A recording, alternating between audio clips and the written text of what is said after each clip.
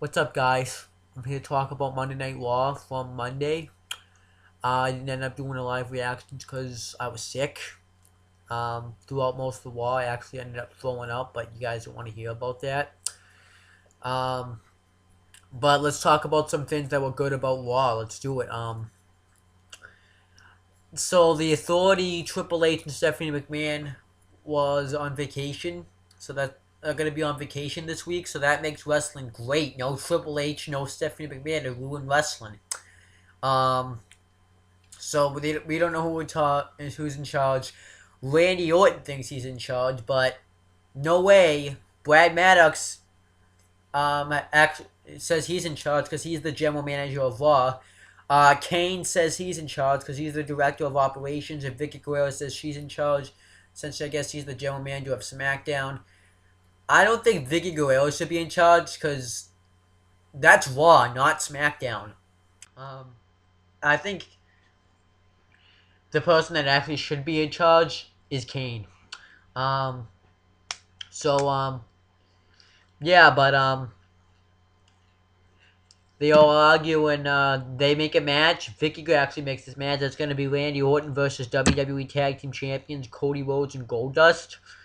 They had a pretty good match. Randy Orton just leaves because he realizes that the odds are against him, and people are rumoring that Big Show's not there because they were in the United Kingdom. Um, no, they were in Manchester, England. I don't know why I said United Kingdom. And then so there was rumors that he was so injured that he couldn't make the trip, but Big Show did make the trip. He came out and beat the crap out of Randy Orton and choke slammed him through the announcer's table. I thought that was cool. Because he leaves after that. And then they did some segments I didn't agree. Well, I'm gonna say that Kane later on in the show made matches. He made John Cena versus the Real Americans being Antonio Cesaro and Swagger, Brad Maddox. They made that match, and Kane made CM Punk and Daniel Bryan versus Seth Rollins, Roman Reigns, and Dean Ambrose being the Shield. Um, and the and yeah, and they did make a match on main event between Natalia and AJ Lee for the Divas Championship. I might watch that match. It sounds interesting. Anyhow, though, let's get back to the show. Um, they did a match. Tamina Snuka defeated Nikki Bella, and then Brie Bella attacked AJ Lee afterwards, and Tamina. That's fine. Um, Fandango defeated Tyson Kidd. I don't really agree with that. I think Tyson Kidd should have won that match because it's his return. I think they should have him win a lot, but maybe he'll win on SmackDown. Um, what else happened? I deleted. R-Truth beat Ryback. I don't agree with that either. I don't like what they're doing with Ryback. They just bury Ryback all the time. So, um, Los Matadores and Santina Morella defeated 3MB. They call themselves a different name, but I deleted my notes. But that wasn't. I didn't really like that either. It was a dumb segment. Um, and the good stuff though. Oh, and Damian Sandow beat Kofi Kingston. That actually was good. They actually made Damian Sandow look pretty strong. They had him destroy Kofi Kingston, so I didn't mind that. Um, they did John. So I'll talk about the John Cena Real Americans match. Oh, and Curtis Axel defended and retained his Intercontinental Championship against Dolph Ziggler. It was actually a pretty good match. I actually thought Dolph Ziggler was gonna win since they're jobbing out Curtis Axel, but that's not the case.